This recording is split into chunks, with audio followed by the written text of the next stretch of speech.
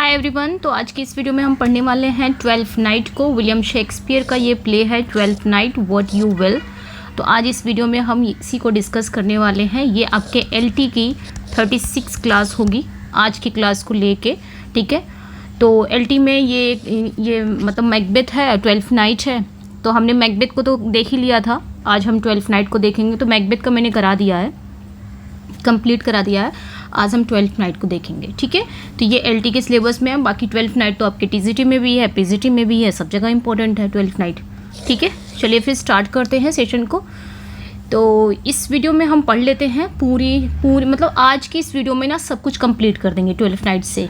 चाहे वो कैरेक्टर हो गए, चाहे वो उनकी स्टोरी हो गई, चाहे वो आपके कोट्स हो गए, सब कुछ कंप्लीट हो जाएगा इस वीडियो में। आपके फिर 12th नाइट से फिर रिलेटेड जो भी क्वेश्चंस होंगे, कोई भी फैक्ट होंगे, इसी वीडियो में कंप्लीट हो जाएंगे।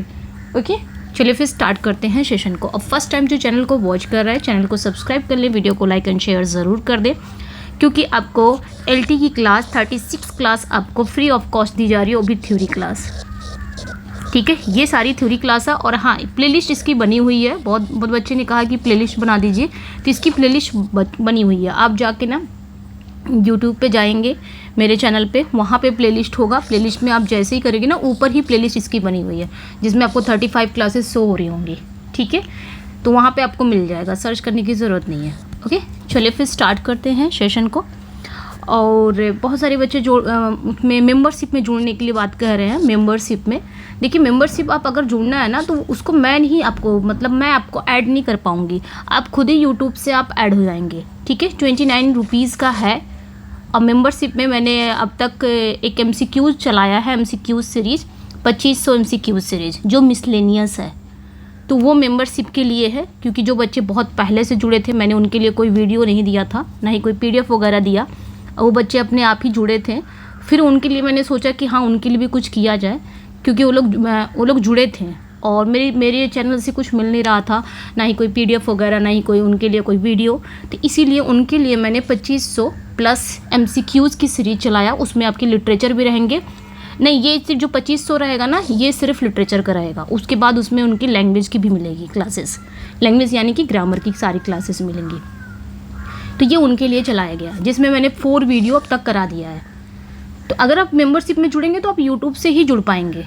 जैसे आप मेरे चैनल पर गए, वहाँ पे ज्वाइन रहता है, तो आप ज्वाइन पे जब क्लिक करोगे ना, तो वहाँ पे दिख जाएगा 29 रुपीज़ का ही है, पर मंथ है। तो आप वहाँ से आप ऐड हो सकते हो, उसमें मैं कुछ नहीं कर सकती, ठीक है। तो बहुत सारे बच्चों का ये भी था, आप मैसेज करते हो कि मैम ऐड कैसे, मैम ऐड कर दीजिए। तो मैं नहीं ऐड कर पाऊँगी, आप खुद ऐड हो जाएंगे वहाँ पर, ठीक है। चलिए फिर स्टार्ट करते हैं सेशन को। एंड 29 का ही है, ज़्यादा है नहीं, 29 ही है। और जहाँ पे आपको एक अच्छा खासा मिसलेनियस सीरीज मिल रहा है। 4 अब तक 4 वीडियो हो चुकी है, मिसलेनियस सीरीज है। काफ़ी अच्छे क्वेश्चन है, जो बच्चे करते हैं उनको पता है। बाकी उनकी PDF भी मिल जाएगी। मैं जल्द ही टेलीग्राम पे ग्रुप बनाऊँगी, और इन मेंबरशिप वाले बच्चों को उनको PDF देना है, तो उनके लिए बनाऊँगी, ठीक है। चलिए स्टार्ट करते हैं, क्योंकि बहुत लेंदी क्लास होने वाली है। तो आराम से बैठ जाइएगा और क्लास देखिएगा फ्री होके एकदम, ताकि अगर आप इस प्ले को देख रहे हो ना, तो सब कुछ एकदम दिमाग में बैठ जाएगा। ऐसे समझाने की कोशिश किया जाएगा। चलिए, तो विलियम शेक्सपियर का ये 12th नाइट है, जिसका सब टाइटल क्या है, व्हाट यू विल। तो अक्सर पूछा जाता है सब टाइटल, इसका सब टाइटल क्या है, व्हाट यू विल, आप जो चाहें, ठीक है, मतलब जो आप चाहें। तो 12th नाइट, सबसे पहले इसके टाइटल का मतलब समझिए। 12th नाइट मतलब क्या होता है, इसके टाइटल का मतलब समझ लेते हैं। देखिए, इसका मतलब होता है 12th नाइट का 12वीं रात। हिंदी में तो यही होगा ना, 12वीं रात। Title refers to the feast of Epiphany on January 6th, the 12th night after Christmas, ठीक है। In Elizabethan England, this was a time for festive revelry, parties and social inversion, ठीक है, where traditional rules were turned upside down. This lord of misrule atmosphere perfectly mirrors the play's themes of disguise, madness, chaotic love triangle. तो यहाँ पे हम देखेंगे इस play का मतलब क्या है। 12th नाइट मतलब होता है 12वीं रात, और ये जो नाम है ना, ये क्रिसमस के बाद आने वाली 12वीं रात का जो त्यौहार है, ठीक है। क्रिसमस के बाद ये आता है, क्रिसमस के बाद जो आने वाली जो 12वीं रात होगी ना, 12वीं रात का त्यौहार, यानी कि 6 जनवरी से जुड़ा हुआ है। तो पुराने इंग्लैंड में क्या था कि पुराने इंग्लैंड में इस दिन लोग ना खूब मौज मस्ती करते थे, पार्टियां करते थे। और इस त्यौहार का एक खास रिवाज था कि जिसमें समाज के जो रूल है ना वो उल्टे पुल्टे कर दिए जाते थे। जैसे लोग एक्ट करते थे, प्ले वगैरह एक्ट करते थे, नाटक वगैरह करते थे, तो उसमें क्या होता था कि जो नौकर है वो राजा बन जाता था, डिस्गाइज कर लेता था, जो राजा है वो नौकर बन जाता था। तो प्ले का पूरा माहौल भी बिल्कुल ऐसा ही है जैसे ये 12th नाइट का मतलब जो मैंने समझाया। जो आज हम प्ले पढ़ने जा रहे हैं 12th नाइट, तो प्ले का माहौल भी कुछ ऐसा ही है। वहाँ पे भी प्ले में भी भेस बदला जा रहा है, पागलपन दिखाया जा रहा है, प्यार की उलझने हैं प्ले में। ठीक है, आगे अब इनके टाइटल का मतलब समझते हैं, व्हाट यू विल। ये जो व्हाट यू विल है इसका सब टाइटल है। ठीक है, ये इसका सब टाइटल है, आपने बहुत बार पढ़ा होगा। मैं ये नहीं कहती कि ये प्ले आपने नहीं पढ़ा है, ठीक है, बहुत बार पढ़ा होगा, लेकिन आज इसको हम डिटेल में पढ़ते हैं। तो व्हाट यू विल का मतलब क्या होता है? इसका मतलब है कि या आप जो चाहें। ठीक है, ये नाम ही बताता है कि ये कहानी एक हल्की फुल्की है और काफ़ी इंटरेस्टिंग इमेजिनेशन है इसमें, मनमोहक कल्पना है, और ऑडियंस इसका मतलब अपने हिसाब से निकाल सकते हैं। इसीलिए ये सब टाइटल का मतलब ये हुआ कि ऑडियंस इसका मतलब अपने हिसाब से निकाल सकते हैं, यानी कि प्ले का जो मतलब है ऑडियंस के ऊपर पूरी राइट्स हैं कि वो अपना मतलब जैसे चाहे निकाल लें। इसलिए इसका सब टाइटल यही कह रहा है, व्हाट यू विल। ठीक है, तो इस प्ले के जो कैरेक्टर हैं उनकी जो डीप विशेस है, यानी कि डीप डिज़ायर्स है, और मनमानी की तरफ भी इशारा करता है। ठीक है, तो ध्यान रखना।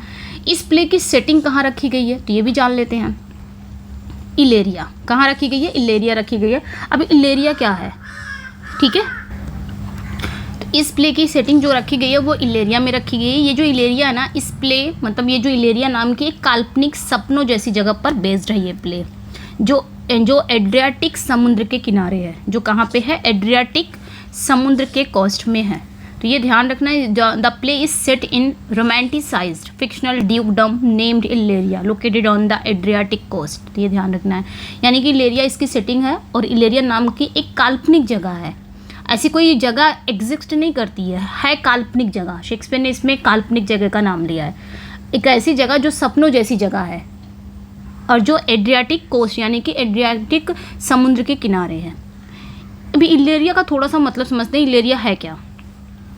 इलेरिया is not a realistic location but a land of dreams. अभी मैंने बताया, land of dreams, romance and confusion. It function as a classic green world of Shakespearean comedy. ठीक है, a place removed from normal life where the characters can resolve their conflict and find new identities. Its seaside location allows for the plot driving elements of shipwrecks and the arrival of strangers। तो ये ध्यान रखना है, इलेरिया कोई realistic यानी कि असली जगह नहीं है, बल्कि सपनों, रोमांस और उलझनों की दुनिया है इलेरिया। ये शेक्सपियर के प्ले की एक खास जगह की तरह है जो आम दुनिया से अलग होती है, जहाँ जो कैरेक्टर होंगे ना, इसमें जो कैरेक्टर होंगे वो अपनी मुश्किलों को सुलझाएंगे, अपनी न्यू आइडेंटिटीज़ पाते हैं। इसका समुद्र के किनारे होना बहुत ज़रूरी है। इसकी सेटिंग समुद्र के किनारे इसलिए रखी गई है क्योंकि इसी वजह से प्ले में, इसी वजह से स्टोरी में जहाज़ का टूटना, अजनबियों का आना हो पाता है। तो इसीलिए ऐसी जगह पे सेटिंग रखी गई है। ठीक है, तो ये ध्यान रखना। कैरेक्टर्स की बात करेंगे अगर हम, सबसे पहले कैरेक्टर्स की बात करें, अगर बात करें कैरेक्टर्स की, तो अरिस्टोक्रेट यानी कि लवर्स की सबसे पहले बात करते हैं। तो सबसे पहले वियोला है। ठीक है, वियोला नाम की कैरेक्टर है। The play's intelligent and resourceful protagonist. After being shipwrecked, she disguises herself as a young man, Cesario. She is pragmatic, witty and deeply feeling, but her disguise traps her in a difficult position. She loves Orsino. इसके बारे में बता रहा है, ठीक है। एक एक कैरेक्टर के बारे में थोड़ा डीप करके बताया गया है। Who uses her as a confidant, while Olivia falls in love with her male persona. तो ये ध्यान रखना है। वियोला जो है सबसे पहले कैरेक्टर है, ये प्ले की मुख्य किरदार है। मैं थोड़ा थोड़ा शॉर्ट में बताते चलती हूँ। तो वियोला जो है ये प्ले की ना मेन प्रोटैगनिस्ट है, जो बहुत ही होशियार है और हिम्मत वाली है। ठीक है, जहाज़ के टूटने के बाद ये वियोला जो है ना एक लड़के का भेष बना लेती है और अपना नाम क्या रखती है? सिजेरियो नाम रखती है। ठीक है, अभी स्टोरी स्टार्ट नहीं हुई, बस प्ले उस कैरेक्टर को थोड़ा थोड़ा इलेबोरेट करके बताया जा रहा है। ठीक है, तो ये क्या नाम रख लेती है? सिजेरियो। और ये बहुत समझदार होती है, बहुत इमोशनल है, लेकिन अपने भेष के कारण एक मुश्किल में फंस जाती है। ठीक है, वह ड्यूक ऑर्सिनो से प्यार करने लग जाती है, बाकी तो सब पता ही है, जो उसे अपना दोस्त समझता है, जबकि ओलिविया उस लड़के के रूप में सिजेरियो से प्यार करने लग जाती है। खैर आगे देखेंगे। दूसरे नंबर पे ऑर्सिनो है। दूसरे नंबर पे जो कैरेक्टर है ऑर्सिनो, ये कौन रहते हैं? ये आपके इलेरिया के ड्यूक हैं। ठीक है, और ये प्ले की शुरुआत में क्या होता है, ठीक है, प्ले की शुरुआत में बहुत दुखी और प्यार में डूबा हुआ दिखाया गया है। जैसे प्ले शुरुआत होती है ना, तो ये प्यार में डूबा हुआ, बहुत दुखी है, प्यार में डूबा, लेकिन असल में इसे ओलिविया से ज़्यादा प्यार में होने का एहसास से प्यार है। ठीक है, ओलिविया से तो प्यार है ही है, लेकिन प्यार में होने के एहसास से इसको ज़्यादा प्यार है।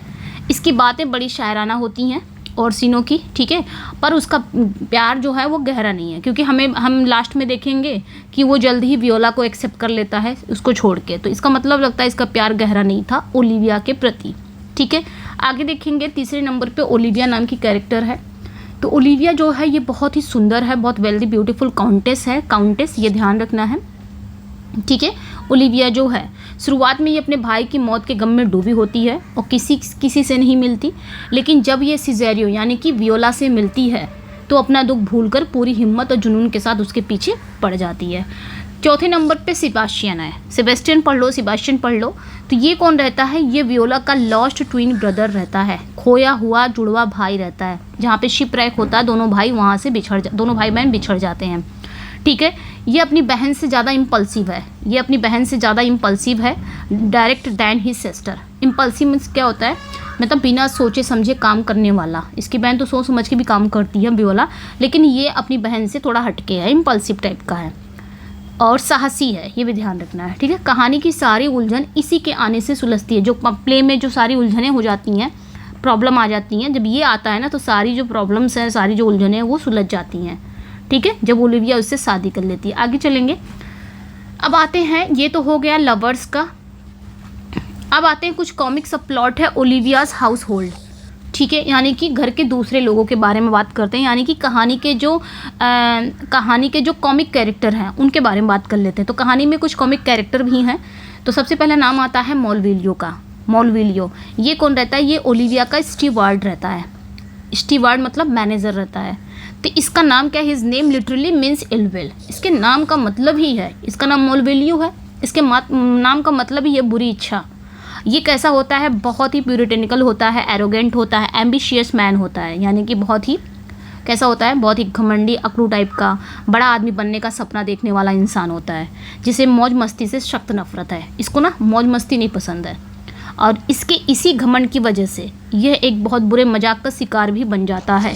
ठीक है, जिसे समाज में ऊपर उठने की इसकी जो इच्छा है सबके सामने आ जाती है। तो ये ध्यान रखना, ये प्यूरिटेनिकल है, तो ये ध्यान रखना। क्वेश्चन एक बनता है ना, क्वेश्चन एक बनता है कि शेक्सपियर का वो कौन सा प्ले है जिसमें शेक्सपियर ने प्यूरिटन का मजाक बनाया? तो ये 12th नाइट ही है।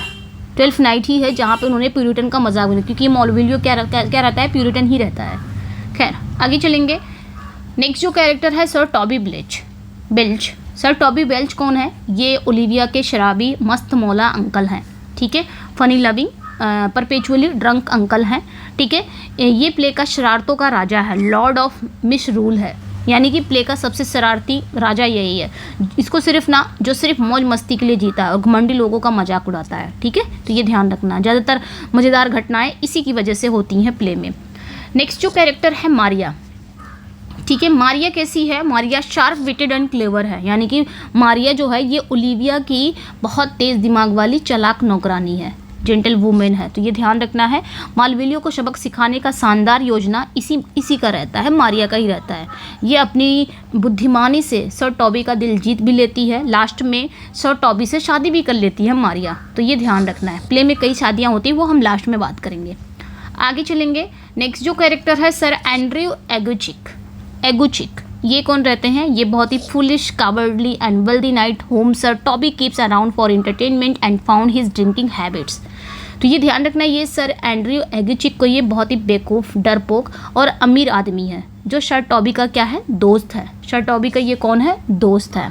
ठीक है, सर टॉबी क्या करते हैं? इसे अपने मनोरंजन और शराब के खर्चे के लिए साथ रखते हैं, और ये ओलिविया से शादी करने का नाकाम सपना भी देखता है। कहानी में ये एक रिडिकुलस कैरेक्टर भी बनता है। ठीक है, तो ये ध्यान रखना है। ओलिविया से शादी भी करना चाहता है, तो ये भी ध्यान रखना है, मतलब सपना देखता है कि ओलिविया से शादी हो जाएगी। नेक्स्ट जो कैरेक्टर है फेस्टे। फेस्टे कौन है? तो प्रोफेशनल फूल है, क्लाउन है, ये ध्यान रखना है। ओलिविया का हाउस होल्ड है। तो अगर पूछा जाए कि प्ले में फूल का काम कौन करता है या क्लाउन का काम कौन करता है, एक और वर्ड आता है जेस्टर, या जेस्टर का काम कौन करता है, तो ये भाई साहब हैं फेस्टे। तो ये ध्यान रखना है आपने। ठीक है, मस्खरा जिसे बोलते हैं, हिंदी में बोलते हैं विदूषक, यानी कि मस्खरा, यानी कि फूल, क्लाउन, जेस्टर। पूछा जाएगा कि ये 12th नाइट का फूल कौन है या जेस्टर कौन है, तो फेस्टे याद रखना है। ठीक है, ये भाई सब कैसे हैं? तो ये प्ले के सबसे समझदार कैरेक्टर हैं। ठीक है, सबसे वाइजेस्ट कैरेक्टर हैं, और ये अपने गाने, मजाक और पहेलियों के जरिए दूसरे कैरेक्टर की बेवकूफ़ी को रिवील करते हैं। ठीक है, ये एक बाहरी ऑडियंस की तरह भी घटनाओं पर अपनी गहरी और उदास टिप्पणी भी देते हैं। आगे आएंगे एंटोनियो। ठीक है, यहाँ पे बात करेंगे एंटोनियो। एंटोनियो कौन होता है? ये सी कैप्टन होता है। कौन होता है? सी कैप्टन होता है, जो क्या करता है, जो वियोला का भाई सेबेस्टियन को बचाता है, यही। ठीक है, ये सेबेस्टियन से काफ़ी बहुत गहरा लगाव भी हो जाता है, इसको वफादार प्यार भी करता है। इस प्ले में जहाँ ज़्यादातर लोगों का प्यार बदलता रहता है, वहीं एंटोनियो का प्यार सच्चा होता है, निस्वार्थ होता है। किसके लिए? सेबेस्टियन के लिए। Love as form of madness. अब आगे बात करेंगे हम। ठीक है, अब बात करेंगे इस प्ले का ना मुख्य थीम क्या है, यानी कि मेन इस प्ले की थीम क्या है। तो ये सारी थीम है। सबसे पहले थीम है love as a form of madness, यानी कि प्यार एक तरह का पागलपन है। इस प्ले में क्या दिखाया गया है, मैं इंग्लिश नहीं पढ़ रही हूँ, बस थोड़ा बताते चल रही हूँ। इंग्लिश पढ़ेंगे तो हम टाइम को थोड़ा सा सेव कर लेंगे, बस बताते चल रही हूँ आपको। ठीक है, तो इस प्ले में क्या है कि इसका थीम सबसे पहले है love as a form of madness, यानी कि प्यार एक तरह का पागलपन है। Nearly every character is driven by a form of love that makes them act irrationally. तो यानी कि इसमें ना लगभग हर कैरेक्टर प्यार में इस तरह पड़ा हुआ है ना कि वह अजीब और बिना सोचे समझे हरकतें करने लग जाता है इस प्ले में। जैसे कि ऑर्शिनो का लव सिकनेस, जैसे कि ऑर्शिनो का प्यार में डूबे रहना। Olivia sudden obsession with Cesario. ठीक है, ओलिविया का सिजेरियो के लिए अचानक दीवाना हो जाना। सिजेरियो को यानी कि जो वियोला है उसके लिए, अब उसको क्या पता कि ये वियोला है, लड़की है। ठीक है, अचानक दीवाना हो जाना। ठीक है, और Malvolio narcissist self love all demonstrate how desire. जैसे कि मालवेलियो का खुद से प्यार, ये सब दिखाता है कि कैसे जो इच्छाएं हैं, जो डिज़ायर है ना, वो इंसान की बुद्धि पर हावी हो सकती हैं। तो प्यार एक तरह का पागलपन ही है। प्ले में हर कैरेक्टर प्यार में ही पड़ा हुआ है और अजीब बिना सोचे समझे हरकतें कर रहा है, इम्पल्सिव है। ऑर्सिनो का प्यार में डूबे रहना, ओलिविया का सिजेरियो के लिए अचानक दीवाना हो जाना, मालवेलियो को खुद से प्यार होना, ये सब दिखाता है कि इंसान की जो इच्छाएं हैं ना, वो वाकई में जब इंसान की जो इच्छाएं हैं ना, वो इंसान की बुद्धि पर हावी हो जाती हैं। दूसरा इसका थीम क्या है? डिसेप्शन, डिस्गाइज एंड परफॉर्मेंस है। ठीक है, दूसरा इसका थीम क्या है? डिसेप्शन, डिस्गाइज एंड परफॉर्मेंस है। तो ये ध्यान रखना है।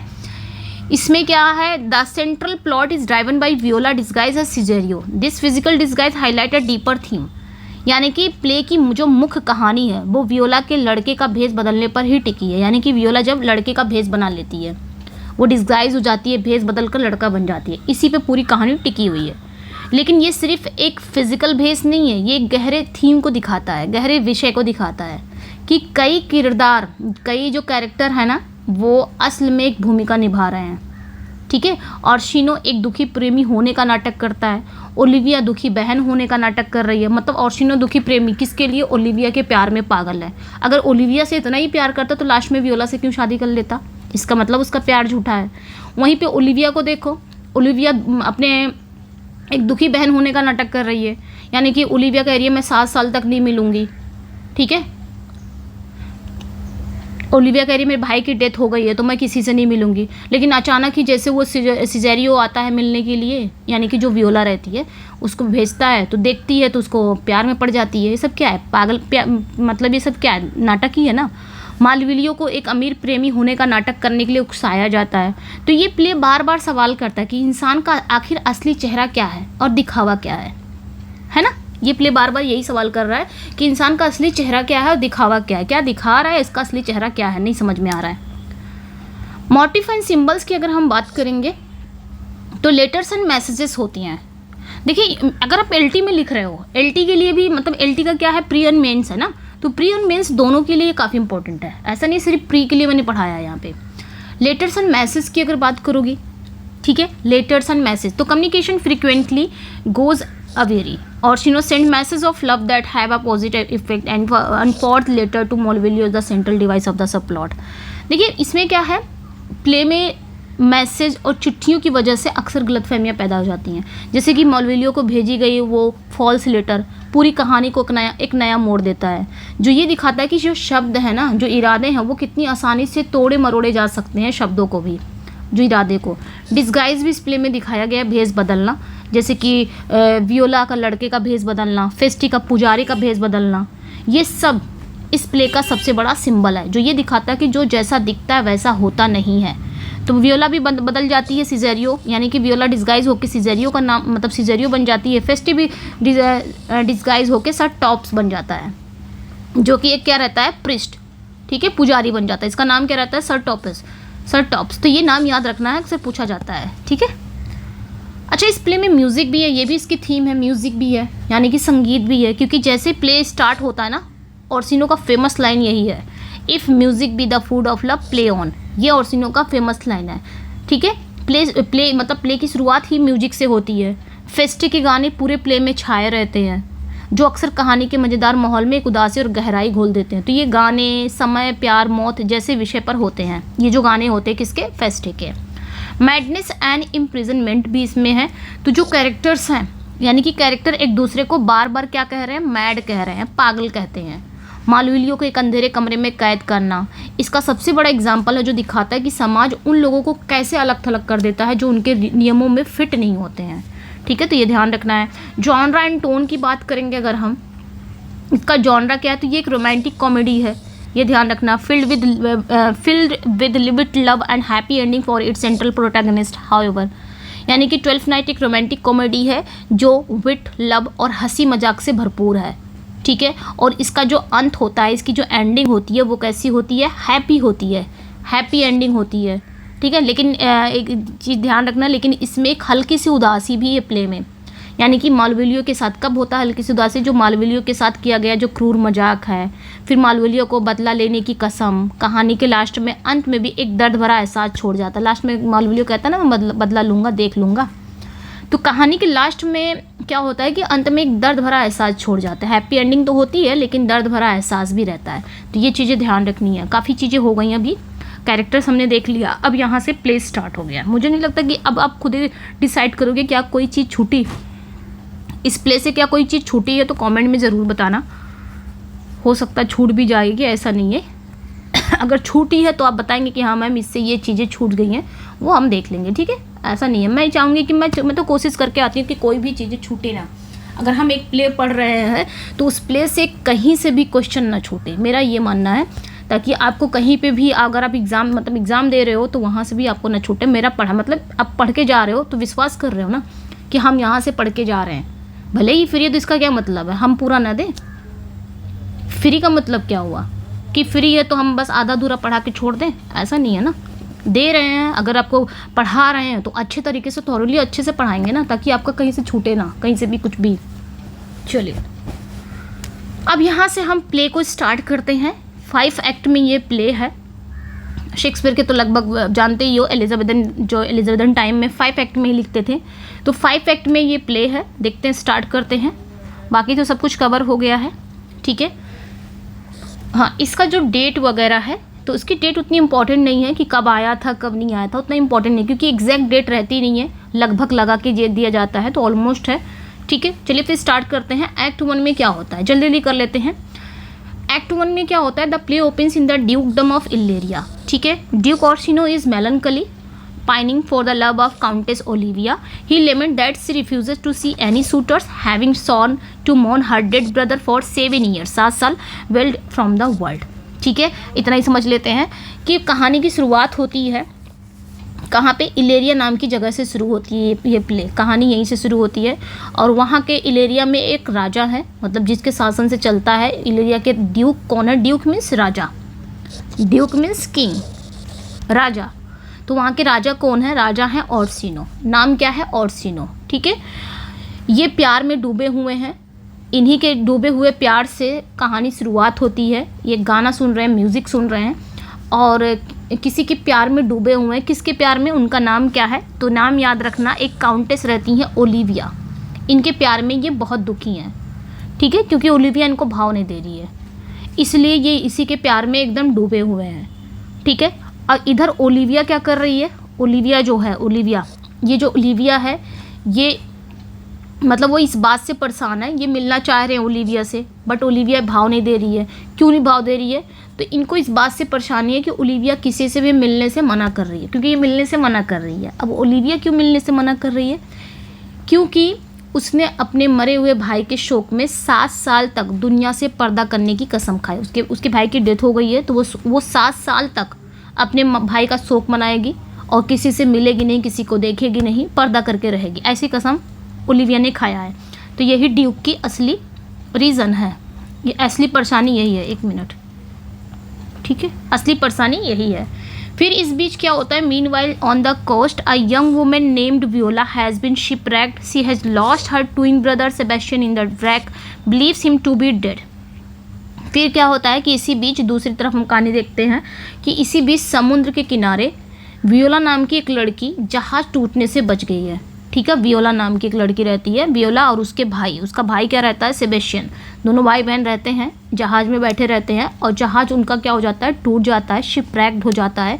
इस बीच से क्या होता है कि दोनों भाई बहन बिछड़ जाते हैं, सिर्फ वियोला वहाँ पे रहती है, बाकी भाई बिछड़ जाता है।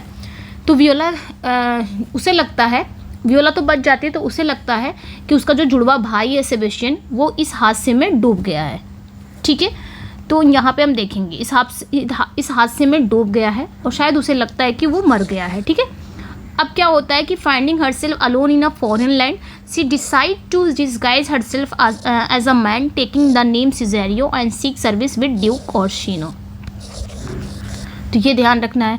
अब बेचारी अकेले पड़ जाती है ना, अकेले पड़ जाती है कि अब मैं कहाँ जाऊँ, मेरा भाई भी नहीं रहा, अब मैं ये अनजान शहर में आ गई हूँ ना, तो अनजान शहर में मैं कहाँ जाऊँ, और एक तरफ मैं लड़की भी हूँ, तो अकेले लड़की कैसे काम चलेगा। तो वो फिर वहाँ से क्या होता है कि फिर वो दिमाग ये लगाती है कि मुझे इस तरह तो मैं अकेले नहीं रह सकती, मुझे डिस्गाइज करना पड़ेगा, लड़का बनना पड़ेगा, क्योंकि अकेले हूँ। तो इसलिए वो क्या होती है कि फिर अपने आप को डिस्गाइज कर लेती है, यानी कि भेष बदल लेती है, लड़के का भेष कर लेती है, ठीक है।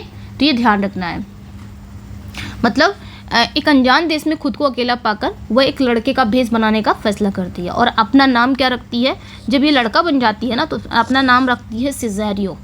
और कहाँ जाती है? तो वो चली जाती है ड्यूक ओर्सिनो, सीधा ड्यूक के पास जाती है और वहाँ काम करने लग जाती है ड्यूक ओर्सिनो के पास, ठीक है। तो वियोला जो कि सिजेरियो अब बन चुकी है, अब एक लड़का बन चुकी है और नाम रख ली है सिजेरियो, ठीक है। Quickly becomes a favourite of the duke who finds him to be the sensitive and eloquent young man. Orsino decide that Cesario is the perfect messenger to woo Olivia on his behalf. This creates an immediate problem and as Viola has already fallen in love with Orsino herself. तो ये ध्यान रखना है।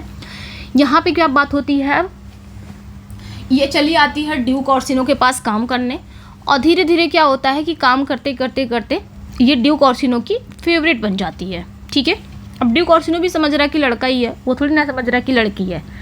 धीरे धीरे उसका काम अच्छा लगता है तो वो उसकी फेवरेट बन जाती है ड्यूक ओर्सिनो को। तो ड्यूक ओर्सिनो को लगता है कि सिजेरियो ही ओलिविया के पास उसके प्रेम संदेश ले जाने के लिए सबसे सही पर्सन है।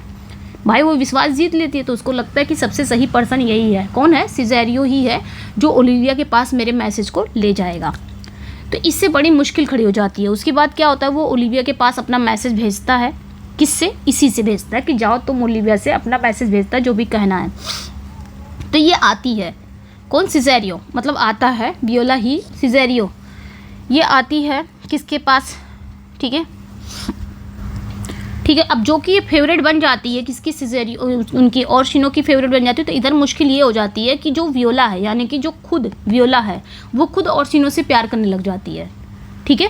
खुद ओर्सिनो के प्यार करने लग जाती है। उसके बाद ये आती है मैसेज लेके, कहाँ पे? ओलिविया के घर। अब ओलिविया के घर में अगर हम आ गए हैं तो ओलिविया के घर में हम कुछ कॉमेडिक कैरेक्टर से मिलते हैं। क्या है? कुछ कॉमेडिक कैरेक्टर कौन है? तो कौन है? उनके अंकल हैं, ओलिविया के अंकल है सर टॉबी बेल्च, ठीक है। सर टॉबी बेल्च कैसे हैं, बहुत ही मतलब ये बहुत ही मस्त मौला शराबी हैं और अपने बेवकूफ़ लेकिन अमीर दोस्त and he encouraged his foolish but wealthy friend Sir Andrew Aguecheek to continue his hopeless courtship of Olivia। ठीक है, ये ओलिविया के घर में सारे कैरेक्टर मिलेंगे। ठीक है, ओलिविया के घर में हम कुछ मजाकिया कैरेक्टर से मिलते हैं, जैसे कि उनके चाचा, उनके अंकल यानी कि ओलिविया के अंकल सर टॉबी बेल्च, जो कि एक मस्त मौला शराबी हैं और अपने बेवकूफ़ और अमीर दोस्त सर एंड्रयू एगुचिक को ओलिविया से शादी करने की नाकाम कोशिश करने के लिए उकसाते रहते हैं। कहते हैं हाँ मैं तुम्हारी शादी करा दूंगा, किससे, ओलिविया से, किसकी, सर एंड्रयू एगुचिक की। और बार बार वो उसे बोलते भी रहते हैं, उकसाते रहते हैं हाँ हो जाएगा। तो इन दोनों की ओलिविया के घमंडी और अकड़ू मैनेजर मॉलविलियो से बिल्कुल भी नहीं बनती है। इन दोनों की, सर एंड्रयू एगुचिक और सर टॉबी बेल्च की, इन दोनों की ना बिल्कुल भी किससे नहीं बनती, किससे, मॉलविलियो से नहीं बनती। जिसे ये दोनों मस्ती करते रहते हैं तो मॉलविलियो को पसंद भी नहीं है मस्ती, वो इनकी मौज मस्ती से नफरत करता है। अब इस बीच क्या होता है कि मतलब जो सिजेरियो ओर्सिनो है, ओर्सिनो को लगता है ना कि सबसे अच्छा सही राइट पर्सन है जो मेरे मैसेज को लेके चला जाएगा, किसके पास, ओलिविया के पास मेरा मैसेज जरूर लेके जाएगा। They clash with Olivia prim self important steward Malvolio who despise their revelry Viola as Cesario arrived Olivia's estate after much persistence he is granted an audience though Olivia intended to dismiss the messenger she is captivated by Cesario passionate speeches and youthful charm। तो in a complete reversal of her intention Olivia finds falling in love with Cesario after Cesario leaves Olivia sent him after him with a ring। ठीक है, pretending यहाँ तक देख लेते हैं। Pretending Cesario left in behind as an excuse to see him again. अब देखो यहाँ पे कहानी क्या होती है। ठीक है, अब क्या होता है कि ओर्सिनो भेजता है ना किसको, वियोला का भेजता, वियोला का भेजता है जो मतलब जो सिजेरियो बन के रहता है। तो ओलिविया भेजता है कि जाओ तो मेरे मैसेज लेके, तो जाती है ये वियोला, सिजेरियो ही बनकर जाती है, ओलिविया के घर पहुँचती है। तो बहुत जिद करने के बाद उसे ओलिविया से मिलने की इजाज़त मिलती है। ठीक है, कि हाँ मुझे मिलना है, तो बहुत ज़्यादा जिद करती है, रिक्वेस्ट करती है, तब जाके उसको ओलिविया से मिलने का इजाज़त मिलता है। हालांकि ओलिविया ने उस दूत को वापस भेजने का मन बनाया होता है, लेकिन वह सिजेरियो को जोशीली बातें और उसके आकर्षण से मोहित हो जाती है। मतलब एक दूत आता बताता है कि कोई मिलने आया है, तो ये कहती है नहीं मुझे किसी से नहीं मिलना है, लेकिन उसकी आवाज़ें सुनती रहती है, किसकी, सिजेरियो की, यानी कि वियोला की आवाज़ें सुनती रहती है। तो उसकी आवाज़, उसकी बातें उसको काफ़ी अच्छी लगती है, वो मोहित हो जाती है। तब इरादा कर लेती है ठीक है मैं बुला लो। ठीक है, तो अपने इरादों के बिल्कुल मतलब इरादा की रहती है कि मैं बिल्कुल मिलूंगी नहीं किसी से, लेकिन वो अपने जो इरादे उसके हैं वो बिल्कुल विपरीत ओलिविया खुद को सिजेरियो के प्यार में करते हुए पाती है। यानी कि वो खुद ओलिविया जो है वो सिजेरियो यानी कि वियोला से प्यार में पड़ जाती है। अब उसको क्या पता कि ये लड़की है, उसको नहीं पता, वो इसके प्यार में पड़ जाती है। ठीक है, फिर क्या होता है, जब सिजेरियो चला जाता है तो ओलिविया अपनी एक रिंग मॉलविलियो के हाथ से सिजेरियो के पीछे भेजती है, ये बहाना बनाकर कि सिजेरियो उसे भूल गया था ताकि वो दोबारा उससे मिलने आएगा। ठीक है, मिल के जब जाता है, कौन जाता है, ये सिजेरियो जाता है, यानी कि वियोला जब जाती है मिलके, तो ओलिविया अब उससे मोहित हो जाती है। तो वो क्या करती है, एक रिंग मॉलविलियो के हाथ से भेजती है कि ये उसकी रिंग है, वो भूल गया था, ये बहाना होगा ताकि सिजेरियो उसे भूल गया था ताकि वो फिर दोबारा मिलने आए। फिर एक्ट सेकंड में क्या होता है, the plot thickens when Viola यानी कि Cesario realise Olivia has fallen for her disguise she lament the complicated mess in soliloquy concluding O time thou must untangle this knot. यहाँ पे ये ओलिविया, ये कौन कहता है, ये वियोला कहती है। एक्ट सेकंड में कहानी और ज़्यादा उलझ जाती है जब वियोला का पता चलता है कि ओलिविया उसके लड़के वाले भेस से प्यार करने लगी है। अब वो इस उलझन में अकेले में दुख जताती है, कौन, वियोला। वियोला को पता चल जाता है कि ओलिविया मुझसे प्यार करने लगी है। अब उसको अब ये नहीं बता पा रही है कि मैं एक लड़की हूँ, ये बेचारी फंस गई कि वो मुझे लड़का समझ के मुझसे प्यार करने लगी है। अब इस उलझन पर वो अकेले दुख जताती है और कहती है कि O time thou must untangle this knot, हे समय अब तुम ही इस गुत्थी को सुलझाओ, ये मेरे बस की बात नहीं है। कौन कहता है, वियोला। तो ये लाइनें याद रखनी है आपने। फिर मीनवाइल इस बीच क्या होता है, Viola drowned brother Sebastian is revealed to be alive, he was rescue by a kind sea captain Antonio. ठीक है, who has developed a deep and devoted affection for him. Antonio is a wanted a man in Illyria, but he risks his safety to follow Sebastian there. Back at Olivia's house, Sir Toby, Sir Andrew and Feste। यहाँ तक देख लेते हैं। ठीक है, फिर क्या होता है, इस बीच ये पता चलता है, ठीक है, इस बीच ये पता चलता है कि जो वियोला का जो डूबा हुआ भाई था सेबेस्टियन, वो जिंदा है, टू बी अलाइव, वो जिंदा है। तो उसे कौन बचाता है? उसे एंटोनियो नाम का एक दरिया दिल समुद्री कैप्टन ने बचाया है। एंटोनियो नाम का एक सी कैप्टन है, उसने बचाया है, जो उससे बहुत गहरा लगाव भी रखता है। तो इस एंटोनियो को ना सेबेस्टियन से काफ़ी गहरा लगाव भी हो गया है, ठीक है। तो एंटोनियो इलेरिया में एक अपराधी है। एंटोनियो इलेरिया आना नहीं चाहता इसके साथ, सेबेस्टियन के साथ, क्योंकि वो इलेरिया में एक अपराधी है। लेकिन फिर भी वो अपनी जान जोखिम में डालकर सेबेस्टियन के पीछे पीछे वहाँ चला आता है। कहाँ पे? इलेरिया में, ठीक है। फिर क्या होता है, यहाँ तक देख लेते हैं। फिर यहाँ पे back at Olivia's house sir Toby, sir Andrew and Feste the clown are drinking and singing late into the night. फिर इधर क्या होता है, ओलिविया के घर में क्या होता है कि जो सर टॉबी हैं और सर एंड्रयू और वो फेस्टे यानी कि वो जेस्टर देर रात तक शराब पीकर गाना गा रहे हैं। लोग शराब पी रहे हैं, तीनों बैठे हुए हैं और शराब पीकर गाना भी गा रहे हैं। तभी वहाँ पे मौलविलियो आ जाता है और उन्हें उनकी बेहुदा हरकतों के लिए डांटता है। और क्या कहता है, Malvolio interrupts them scolding them for their lack of decorum and threatening to have them throw out. ये तीनों बैठ के शराब पी रहते हैं, मस्ती करते रहते हैं, गाना वाना गाते रहते हैं। ये तीनों कौन? सर टॉबी, सर एंड्रयू और वो फेस्टे। लेकिन तभी मौलविलियो को ये सब पसंद नहीं है। तभी मौलविलियो वहाँ पे आता है, उनकी बेहुदा हरकतों के लिए इन्हें क्या करता है, डांटता है और ये भी धमकी देता है कि तुम्हें घर से बाहर निकाल दिया जाएगा, धमकी देता है। तो उसके बाद क्या होता है कि enraged by his arrogance Olivia's maid Maria devises a plan for revenge. फिर इस बीच क्या होता है, ये धमकी दे के चला जाता है। फिर उसके इस घमंड से नाराज होकर ओलिविया की जो नौकरानी है मारिया, वो बदला लेने के लिए एक योजना बनाती है। कि सबको लगता है ना, चाहे वो सर टॉबी हो गए, चाहे वो एंड्रयू हो गए, चाहे वो फेस्टे हो गया, चाहे वो मारिया हो गया, इन सभी को लगता है कि इसको इस अकड़ू को तो सबक सिखाना ही है, बहुत घमंड है इसको।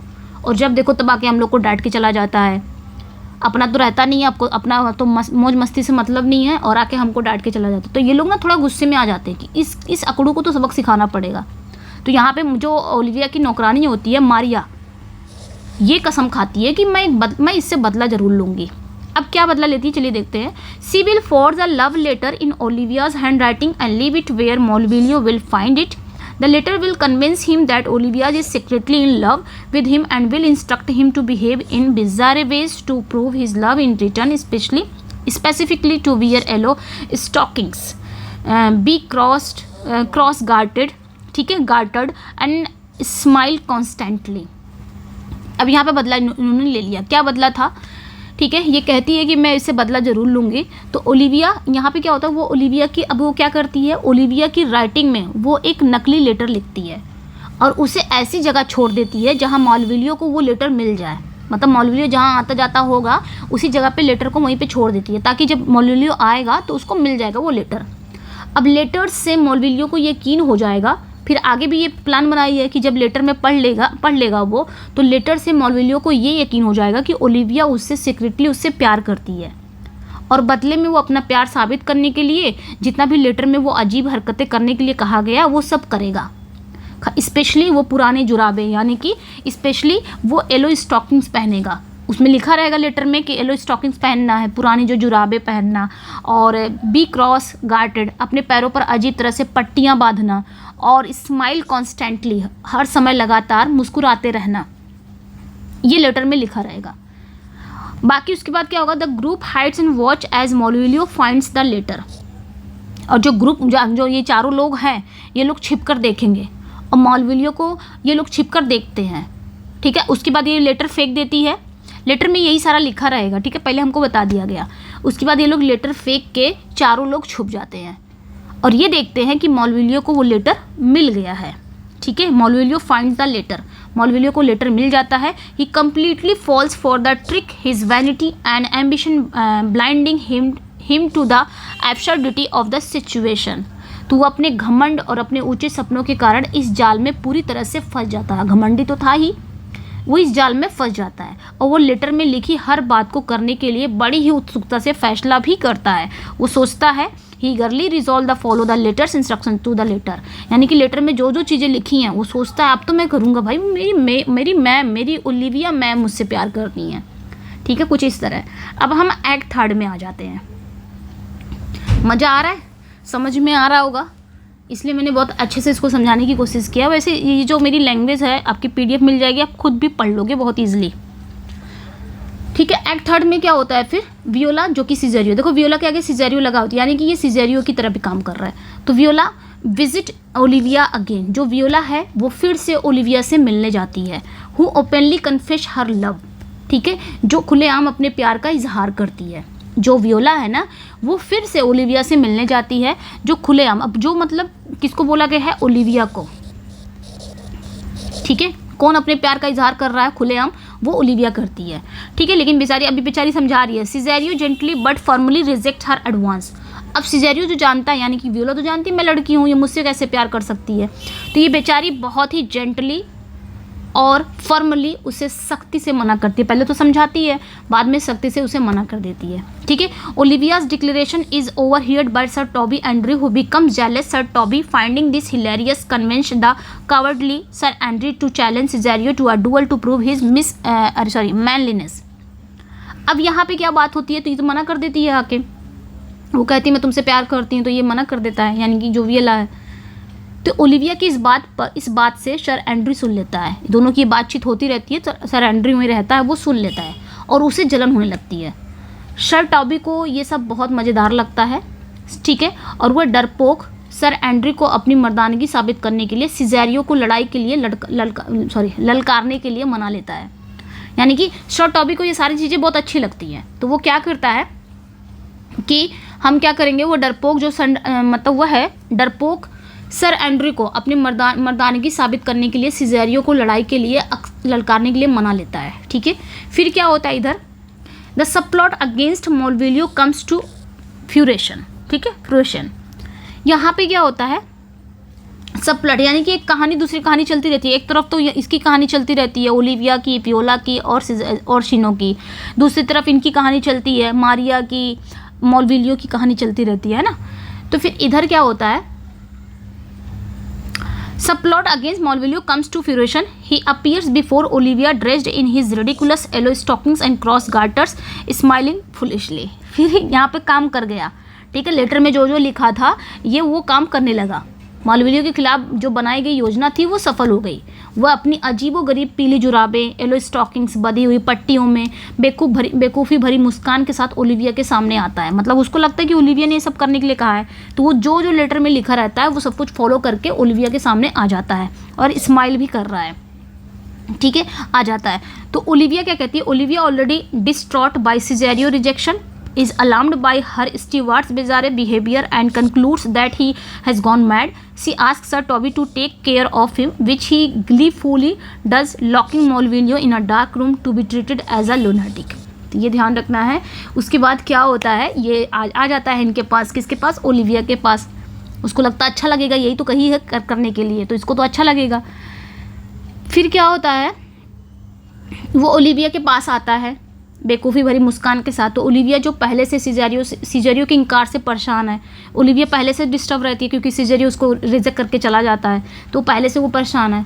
अब मैनेजर को मतलब अब अपने मैनेजर मतलब अपने नौकर, अपने मैनेजर, अपने स्टीवार्ड का ये अजीब व्यवहार देखकर घबरा जाती है। ठीक है, इसको ना ये मालविलियो की इस अजीब व्यवहार को देखकर घबरा जाती है ये ओलिविया, और मान लेती है कि मेरा लग रहा है मेरा जो नौकर है वो पागल हो गया है। तो वो सर टॉबी को बुलाती है कि उसका ध्यान रखने के लिए, कहती है कि ले जाओ इसका ध्यान रखो, ये पागल हो गया है। तो सर टॉबी क्या करता है, खुशी खुशी मालविलियो को एक अंधेरे कमरे में लेके चला जाता है। ठीक है, अंधेरे कमरे में उसको ले जाके बंद कर देते हैं, तो ये ध्यान रखना है। Sir Toby deliver sir Andrew challenge to a terrified Cesario. He separately tells both cowards that the other is a fearsome and deadly shortsman. ठीक है, as the two are about to fight Antonio arrives. खैर यहाँ तक देख लेते हैं। फिर इधर जो कहानी चलती है, ये दोनों डुअल करना चाहते हैं, सिजेरियो और ये सर टॉबी। तो सर टॉबी डरे हुए सिजेरियो को सर एंड्रयू की चुनौती के बारे में बताते हैं। अब भाई ये सिजेरियो जिससे ये लोग लड़ना चाह रहे हैं ना, ये जो सिजेरियो है जिससे जो लड़ना चाह रही है, ये तो वियोला है। अब इन लोगों को क्या पता कि ये वियोला है कि कौन है, इन लोगों को तो लग रहा है ये लड़का है और उसको मना कर दिया है ओलिविया को, तो ये लोग को तो आ जाता है कि चलो इससे भी लड़ाई किया जाए। तो सर टॉबी जो है वो सर डरे हुए सिजेरियो को सर एंड्रयू की चुनौती के बारे में बता देता है। किससे? सिजेरियो से, यानी कि वियोला से बता देता है। वो दोनों डरपोकों को अलग अलग बताता है। एक तरफ तो ये है कौन? एंड्रयू, वो भी डरपोक है। एक तरफ वियोला थी, वो भी डरपोक हो गई, भाई मुझसे लड़ाई करोगे कैसे? तो दोनों डरपोकों को अलग अलग बताता है कि दूसरा एक खतरनाक तलवारबाज है। ये बताता है कि दूसरा जो है ना वो खतरनाक तलवारबाज है, ठीक है, शॉर्ट्समैन है। दोनों तरफ बताता है ये सर टॉबी कि एंड्रयू भी शॉर्ट्समैन है। जब उसको मतलब एंड्रयू से बताता है कि वो जो सिजेरियो है वो तलवारबाजी मतलब शॉर्ट्समैन है, और ये भी इसको भी बताता है इस तरह। फिर क्या होता है? जैसे ही दोनों लड़ने वाले होते हैं, as the two are about to fight, जैसे ही दोनों लड़ने वाले होते हैं, यानी कि सिजेरियो और कौन? ये, ठीक है। तो जैसे ही दोनों लड़ने वाले होते हैं, as the two are about to fight, यानी कि ये सिजेरियो और एंड्रयू दोनों लड़ने वाले होते हैं, वैसे ही एंटोनियो वहाँ पे पहुँच जाता है। एंटोनियो कौन? जो सेबेस्टियन को बचाया रहता है, वो पहुँच जाता है वहाँ पे, ठीक है। तो mistaking Cesario for Sebastian he intervenes to defend his friend. At that moment officers of duke arrive arrest Antonio. फिर क्या होता है? तो इसको लगता है ना, जैसे ही दोनों लड़े तो एंटोनियो वहाँ पहुँच जाता है। वो सिजेरियो को सेबेस्टियन समझकर उसे बचाने के लिए बीच में आ जाता है। उसको लगता है कि ये सेबेस्टियन है, क्योंकि दोनों भाई बहन जुड़वा रहते हैं। अब वो लड़का बनी है, ये वियोला लड़का बनी तो एकदम सेबेस्टियन की तरह दिख रही है। तो एंटोनियो को लगता है कि ये मेरा दोस्त सेबेस्टियन है जिसे मैंने बचाया था। तो वो बेचारा आ जाता है बचाने के लिए कि इससे लड़ने जा रहा है, मैं बचाने जा रहा हूँ। तो वो सेबेस्टियन समझ के उसको बचाने आता है बीच में। लेकिन उसी समय क्या होता है कि ड्यूक के जो ऑफिसर्स हैं वो आ जाते हैं। उसी समय ड्यूक के जो ऑफिसर्स हैं वो आ जाते हैं वहाँ पे, ठीक है।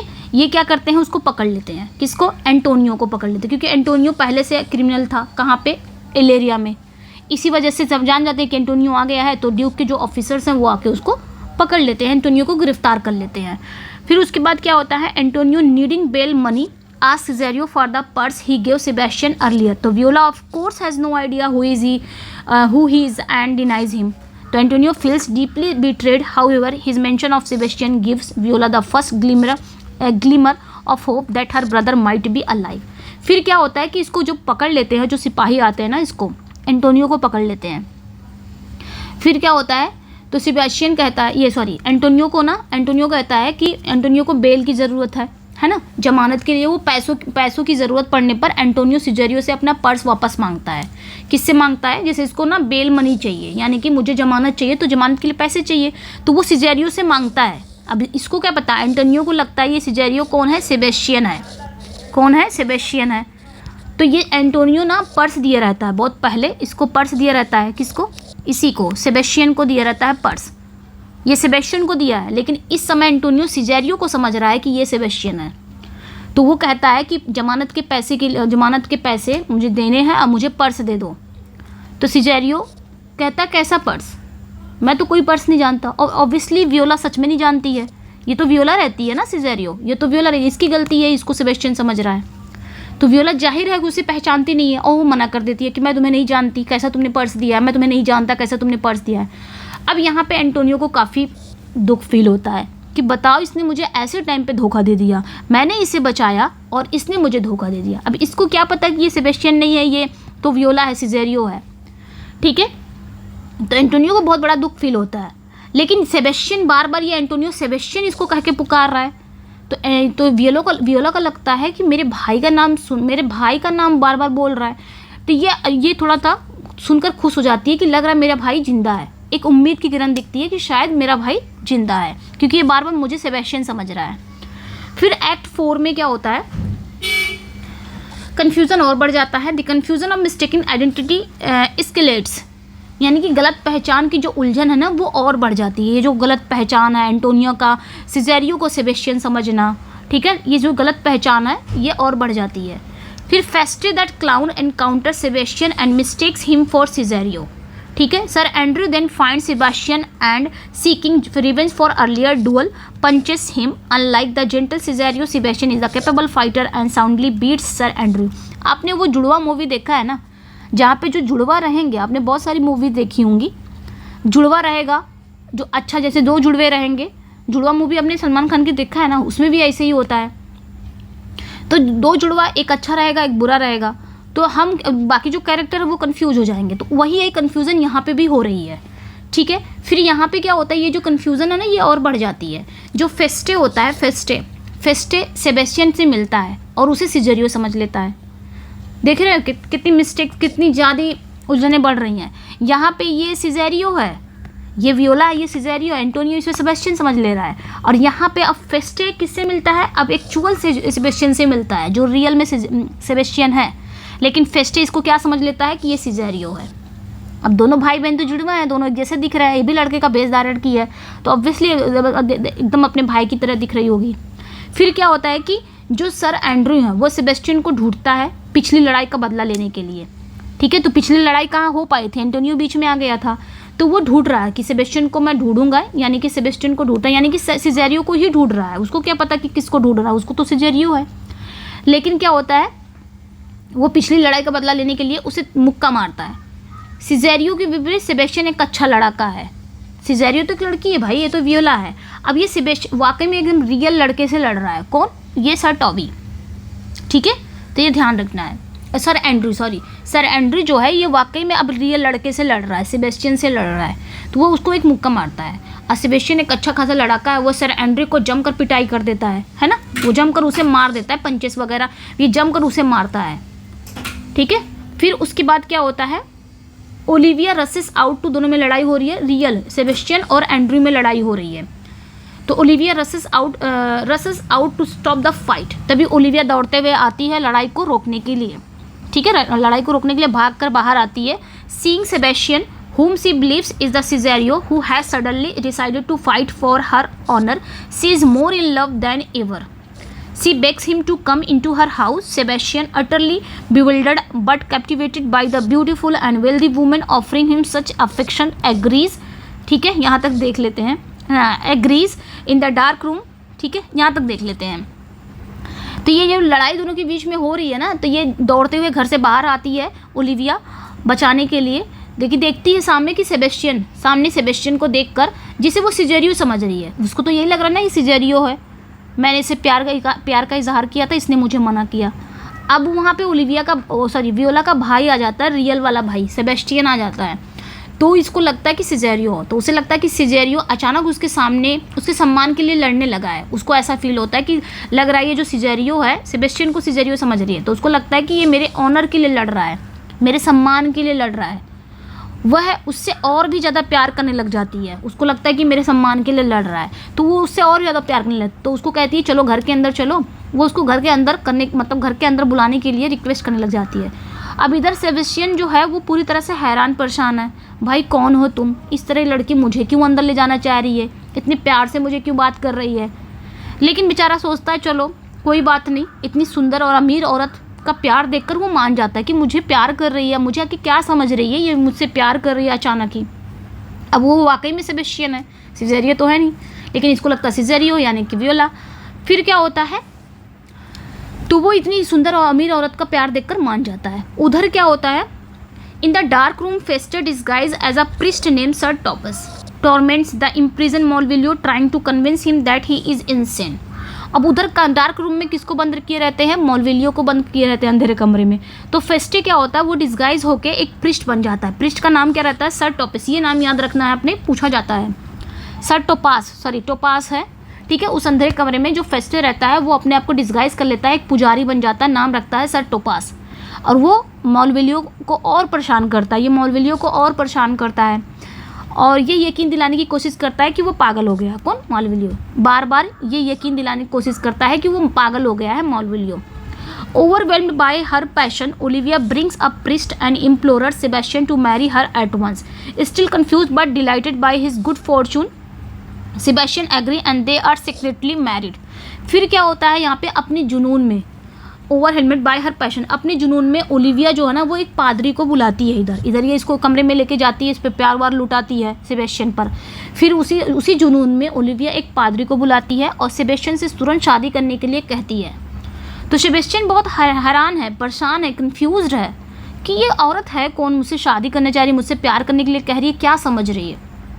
बहरहाल कुछ भी हो, सेबेस्टियन तुरंत शादी करने के लिए कहता है, मतलब सेबेस्टियन से शादी करने के लिए कहती है तुरंत। सेबेस्टियन बहुत ज़्यादा हैरान है, पर अपनी अच्छी किस्मत पर खुश होकर वह हाँ कर देता है कि कुछ भी हो, मेरी किस्मत तो बड़ी अच्छी है, औरत भी सुंदर है, मतलब औरत भी सुंदर है, काफ़ी रिच है, तो चलो कोई बात नहीं, बेकार भी नहीं है। वो हाँ कर देता है, वो जानने की कोशिश भी नहीं करता वो मुझे क्या समझ रही है, लेकिन वो हाँ कर देता है। और दोनों ही क्या होते हैं, सीक्रेटली शादी कर हो जाती है, दोनों की गुप्त रूप से शादी हो जाती है, तो ये ध्यान रखना है।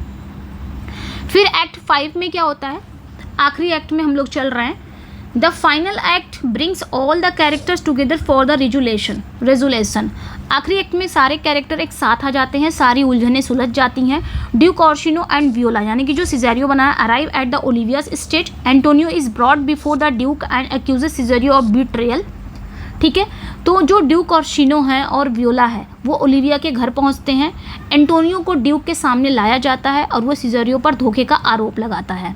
ठीक है, एंटोनियो को भी लाया जाता है। अब एंटोनियो को तो लग रहा है ये सिजेरियो ही सेबेस्टियन है, जो मैं पर्स मांग रहा तो पर्स नहीं दिया, इसने मुझे धोखा दिया उस समय जब मुझे ज़रूरत थी। तो वो आरोप लगाता है कि ये धोखेबाज है, किसको, सिजेरियो को। उसको लगता है ये सेबेस्टियन है। अभी भी थोड़ी सी उलझने हैं। फिर क्या होता है, यहीं पे सारी उलझनें दूर हो जाएंगी। Olivia enters and seeing Cesario address him as her new husband. Orsino is furious believing his favoured servant has betrayed him. Just as he is about to banish Cesario, Sir Andrew and Sir Toby enter with bloody heads, blaming Cesario for their injuries. फिर क्या होता है, Olivia आती है और सिजेरियो को देखकर उसे अपना नया पति कहकर बुलाती है। तो ओलिविया बाहर आती है तो देखती है सिजेरियो। अब उसको लग रहा है कि ये सेबेस्टियन है, उसको लग रहा है कि ये सेबेस्टियन है, मतलब सॉरी, उसको लग रहा है, वो तो सेबेस्टियन नाम ही नहीं जानती, उसको लगता है यही है मेरा पति जिससे मैंने शादी किया। लेकिन वो करती किससे शादी, सेबेस्टियन से करती है। लेकिन उसको लगता है कि मैंने इसी से शादी किया है, तो वो सिजेरियो को कहती है मेरा नया हस्बैंड है ना। वो सिजेरियो को देखकर उसको अपना नया पति कहकर बुलाती है। तो ऑर्सिनो को ना ये विश्वासघात लगता है। ऑर्सिनो को लगता है कि इसने, यानी कि सिजेरियो ने, यानी कि वियोला ने, इसने मेरे साथ विश्वासघात किया है। तो उसको बहुत गुस्सा आता है ऑर्सिनो को। जैसे ही वह सिजेरियो को निकालता, ये गुस्सा आ जाता है ना, तो उसको लगता है कि मैं अब सिजेरियो को निकालने वाला, मतलब उसको बैनिश करने वाला हूँ यहाँ से, किसने मुझे धोखा दिया है। तो जैसे ही वो सिजेरियो को निकालने वाला होता है तो सर एंड्रयू और सर टॉबी खून से लथपथ वहाँ आते हैं, क्योंकि इन दोनों की लड़ाई किससे होती है, रियल वाले सेबेस्टियन से होती है, इससे होती है। ठीक है, तो ये दोनों जैसे ही वो उसको बैनिश करने वाला होता है, किसे, सिजेरियो को, ये तो वियोला है। ठीक है, तो जैसे ही इसको लगता है ओर्सिनो को इसने मुझे धोखा दिया है, मतलब मैं इसको अपना मैसेज ले जाने के लिए भेजता था ओर्सिनो के, उसके ओलिविया के पास, और ये जाके तुरंत शादी कर लिया ओलिविया से, मेरी ही प्रेमिका से इसने शादी कर लिया। क्योंकि ओलिविया को भी लगता है मैंने इसी से शादी किया है, लेकिन करती तो शादी इससे है, सेबेस्टियन से, है ना। फिर उसके बाद ये लगता है कि इसको लगता है ओर्सिनो को इसने मुझे धोखा दिया, इसको बैनिश करो। तो जैसे ही वो बैनिश करने वाला होता है तभी सर एंड्रयू और सर टॉबी खून से लथपथ वहाँ आते हैं और अपनी चोटों के लिए सिजेरियो को दोषी ठहराते हैं। Oh my God. ठीक है, जब दोनों आते हैं ना, लेकिन लड़ाई इससे हुई है। अब इन लोगों को तो कन्फ्यूज़न है ना, उन लोगों को क्या पता कि दो लोग हैं, उनको लगता है यही एक है। तो ये कहते हैं कि मेरी ये चोट कैसे लगी, कह रहे इसकी वजह से चोट लगी है, इसने हमें मारा है ना। इसी पे इल्ज़ाम लगाते हैं कि मेरी जो चोट आई है ये सारी ये सिजेरियो हुई है। इस पूरी गड़बड़ और भ्रम के पूरा क्लाइमेक्स पर पहुंच जाती है स्टोरी। तभी वहाँ पे सेबेस्टियन की एंट्री होती है। भाई यही तो, अब ये इसकी एंट्री हो जाएगी तभी तो सब कुछ फाइनल होगा, तभी वहाँ पे सेबेस्टियन पहुँच जाता है। ठीक है, फिर उसके बाद at this peak of confusion Sebastian arrive, the entire cast stand and stern silence as the identical twins finally appear together. The mystery is unraveled. Sebastian confirms he is Olivia's husband and Viola reveals her true identity as a woman. With the truth revealed, the romantic pairings are swiftly resolved. Orsino, realizing his deep affection for his pace, can now be directly properly ask Viola to be his wifey. Sir Toby reveals he has married Maria as a reward for her clever prank. तो यहाँ तक देख लेते हैं। फिर क्या होता है, तभी सिजेरियो वहाँ पे पहुँच जाता है। जब ये कन्फ्यूज़न एकदम पीक पर पहुँचता है ना, तभी तभी सेबेस्टियन वहाँ पे पहुँच जाता है।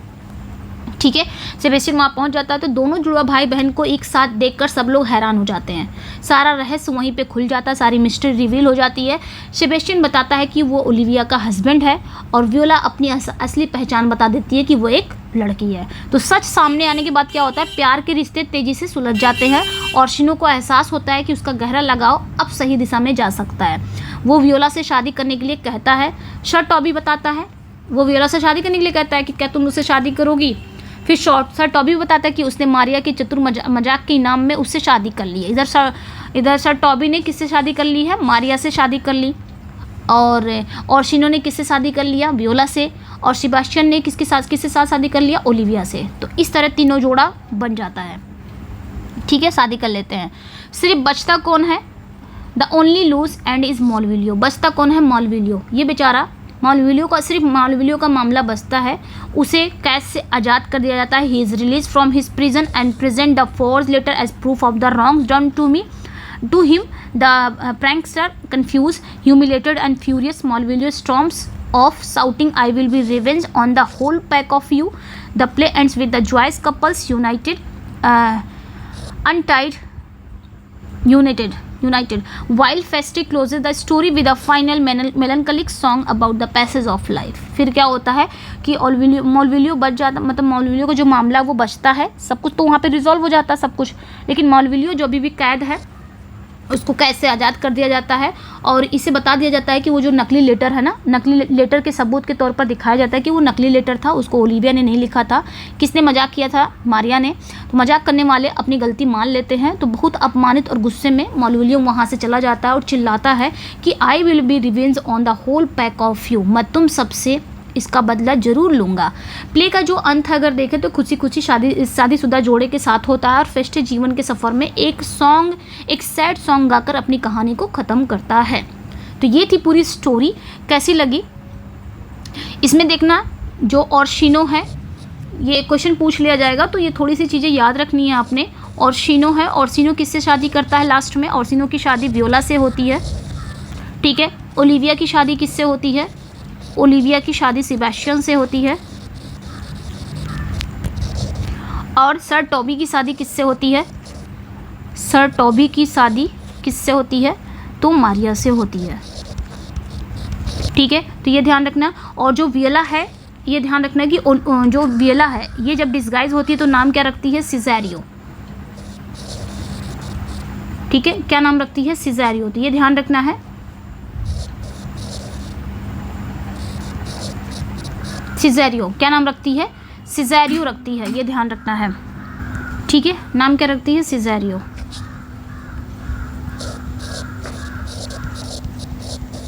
जब ये डिस्गाइज होती है तो सिज़ेरियो नाम रखती है।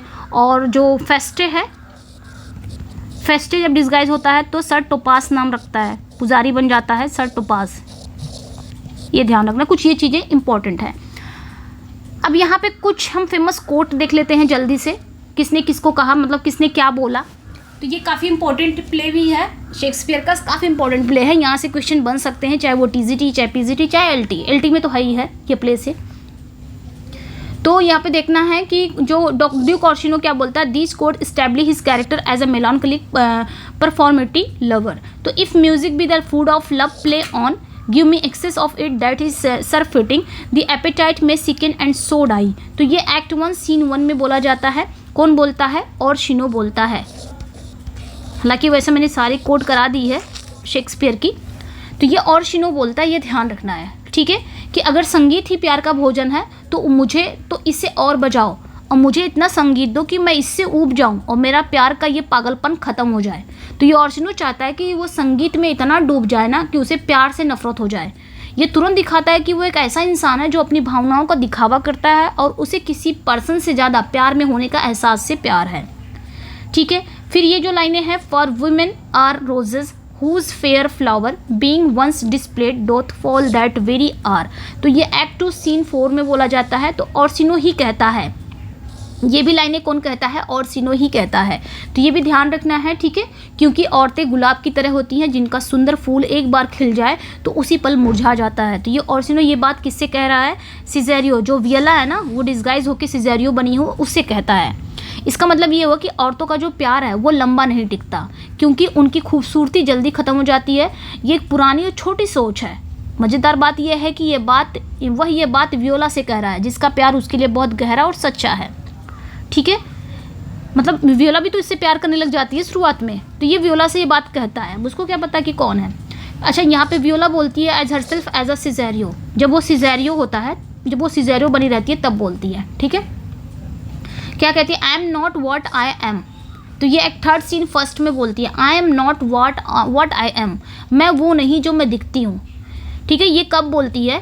जब ओलिविया के प्यार के इजहार पर वियोला एक बहुत ही चतुर जवाब देती है। जब ओलिविया उससे प्यार का इजहार करती है कि मैं तुमसे प्यार करती हूँ, तो वियोला यही बात बोलती है, I am not what I am, जो मैं वो नहीं जो मैं दिख रही हूँ। ठीक है। तो ये ओलिविया के लिए एक रहस्यमय इनकार है, लेकिन ऑडियंस के लिए ये उसकी स्थिति को सीधा सच है कि वो आदमी नहीं है जो ओलिविया उसे समझ रही है।